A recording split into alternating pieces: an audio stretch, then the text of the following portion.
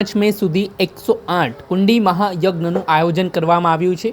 અમદાવાદના સરખેજ ખાતે આવેલા લંબે નારાયણ આશ્રમ ખાતે આ મહાયજ્ઞ યોજાવા જઈ રહ્યું છે. આચાર્ય મહામંડલેશ્વર શ્રી 108 વિભૂષિત અવધૂત બાપા અરુણગીરી મહારાજની ઉપસ્થિતિમાં આ મહાયજ્ઞ યોજાવાનું છે, જેમાં રાજ્યનો વિકાસ, રાજની સત્તાની પ્રાપ્તિ, વ્યાપાર વૃદ્ધિ, પર્યાવરણ શુદ્ધિ માટે આ મહાયજ્ઞનું ભવ્ય આયોજન કરવામાં આવ્યું છે.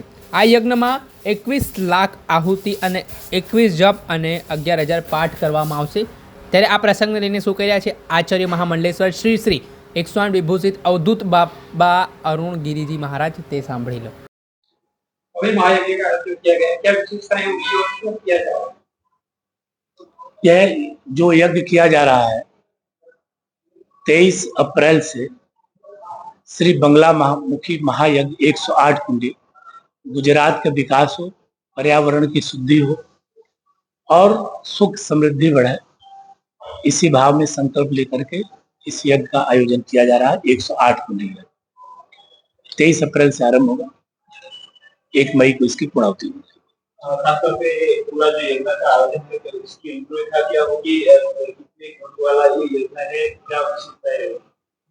ये 108 कुंडी श्री बंगला मुखी महायज्ञ है और लगभग 21 लाख जो है जप होंगे, 21 लाख आहुतियां जाएंगी और 10,15,000 पाठ होंगे.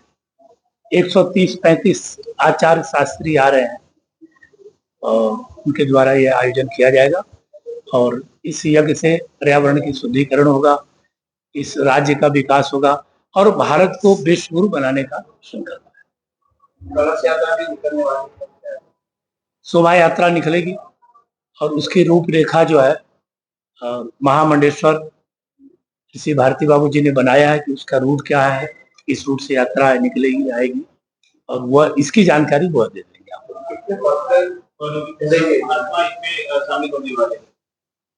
सभी संत महात्माओं को तो जहाँ यज्ञ होता है, जहाँ यज्ञ जिस भूमि में होता है वहाँ सर्वस्व तीर्थ विराजमान होता है और जहाँ तीर्थ विराजमान होता है तो वहाँ संत महापुरुष भक्त जन वहाँ बिना आमंत्रित दिए हुए भी पहुंचते हैं, क्योंकि वहाँ यज्ञ नारायण का कार्य हो रहा है.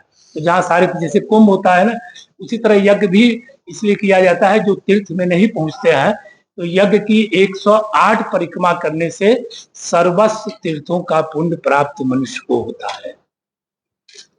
मुख्यमंत्री को निमंत्रण दिया गया है, वो आने वाले हैं, क्या है और कौन कौन से राजनीति से जुड़े लोग भी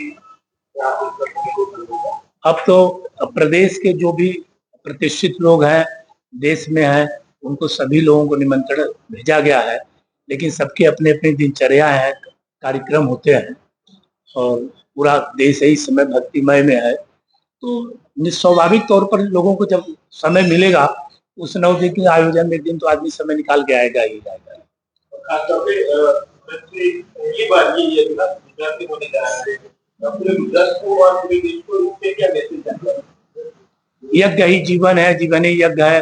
सांसें हो रही हैं कम, आओ पेड़ लगाए हम, पर्यावरण की शुद्धि होगी और जो शुद्ध ऑक्सीजन की जो व्यवस्था होती है, जैसे एक आहुति से 1 टन ऑक्सीजन शुद्ध बनता है, तो आप समझिए कि 21 लाख आहुतियां यहाँ जाने वाली है, तो कितने टन ऑक्सीजन शुद्ध होंगे. तो ये पूरे देश में मैं संदेश देता हूँ कि सभी कार्य करते हुए भी यज्ञ जीवन को अपने दिनचर्या में अपना लीजिए. जिसके जीवन में यज्ञ है उससे सर्वस्व चीजों का प्राप्ति है. प्राचीन काल में आप देखे होंगे कि हम लोग प्रकृति के साथ जीवित थे और आज मनुष्य अपने प्रवृत्ति के साथ जीवित है, तो सब कुछ होते हुए भी परेशानियां होती है. अनायास गर्मी आना, अनायास जो है बर्फ बारिश हो जाना, अनायास ठंड पड़ना, अनायास लगता है बर्फ बिना मौसम का बर्फ पड़ने लगता है. यानी कहीं न कहीं आके जो प्रकृति की संतुलन है वो मनुष्य द्वारा बिगाड़ी जा रही है.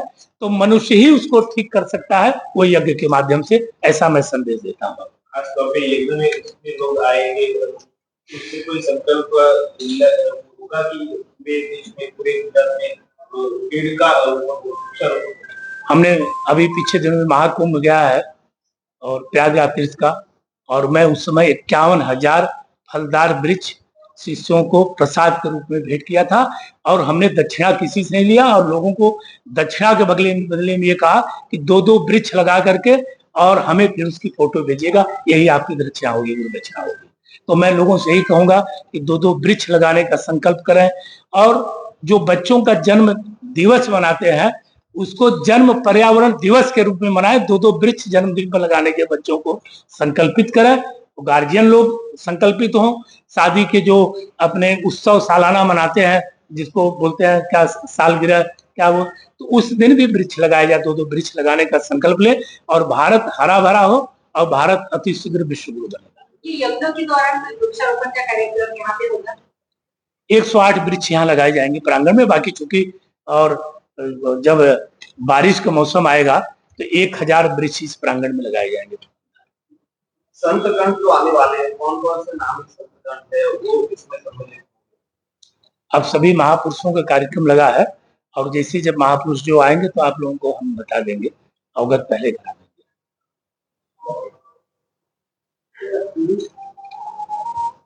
હતા આચાર્ય મહામંડલેશ્વર શ્રી 1008 વિભૂષિત અવધૂત બાબા અરુણગીરી મહારાજ, જેઓએ ખૂબ જ ઉત્સાહ વ્યક્ત કર્યો છે.